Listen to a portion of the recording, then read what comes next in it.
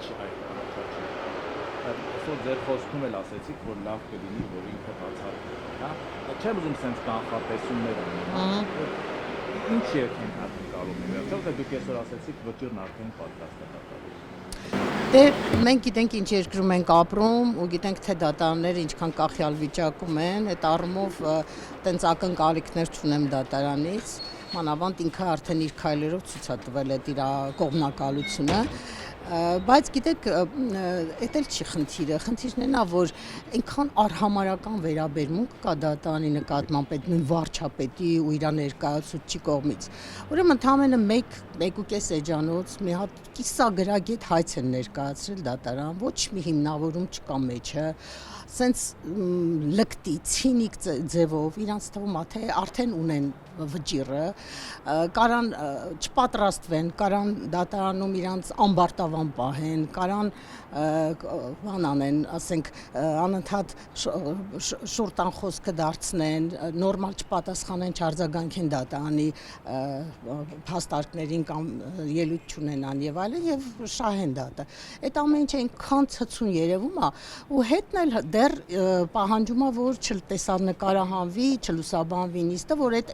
այդ անգրագիտությունը, այդ ցինիզմը չերևա հասարակությանը։ Բայց ես ուզում եմ ասել, որ ամեն ինչ իր սահմանն ունի ու իր ավարտն ունի, հա, ոնց որ ժամանակին ինքը Նիկոլ Փաշինյանն էր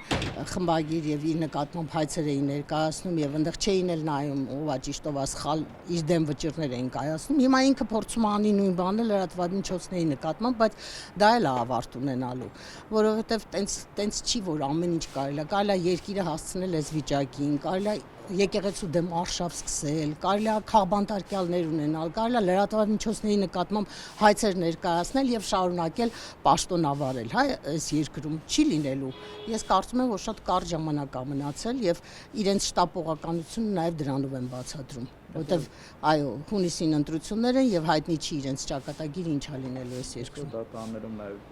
դատարանում շիթելի ուրիշ դատավորներ Փաշինյանի Այո։ Եվ կարծում եք, որ հենց այս հայցերի ներկայացման բա փորձում են իշխանություն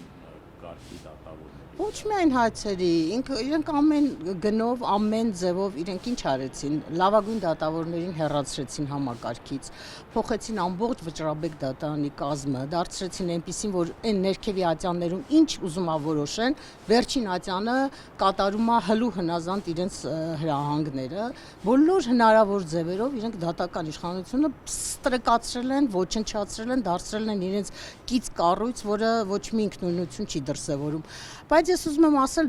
ավելի շատ ուզում եմ խոսքս ուղղել դատավորներին, հա, եթե մի քիչ իրենց մեջ թասիբ, ինքնահարգանք կա, իրենք մի քիչ արժանապատվություն ունեն, պետք է նաև մի քիչ դիմադրություն ցույց տան։ Ոչ մեկի համար հեշտ չի, ինչի մեր համար հեշտ է, մենք էլ ենք, չէ,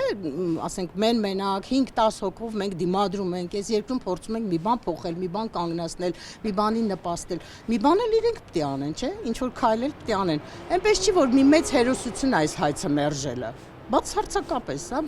փոքրիկ հասարակ մի հատ բան է եւ ես վստահ եմ, որ ոչ մի հետևանք չի ունենալու այս դատավորի համար այդ հայցի մերժումը։ Բայց այդ որ ասում է սատանան ավելի սարսափելի է, քան իրականում կա, այդ վիճակն է, էլի, իրենք այդ վախը իրենց մեջ նստած է։ Իրենց թվում է թե ամեն մի փոքրիկ ընդվզում կարա հանգեցնի պաշտոնից զրկվելու կամ չգիտեմ ինչ պատժամիջոցներ են, բայց այդպես չի։ 1, 2, 3 որ սկսեն դիմադրություն ցույց տալ, այն մյուս կողմն էլ կսկսի իրեն հավաքել, չէ, զսպել ավելի հարգալից կվերաբերվի, ի վերջո ով որ դիմադրություն է ցույց տալիս, նրանց հարգում են, չէ, այդքան չեն ստորացնում, նսեմացնում, ոչնչացնում այդ համակարգերը։ Շնորհակալություն։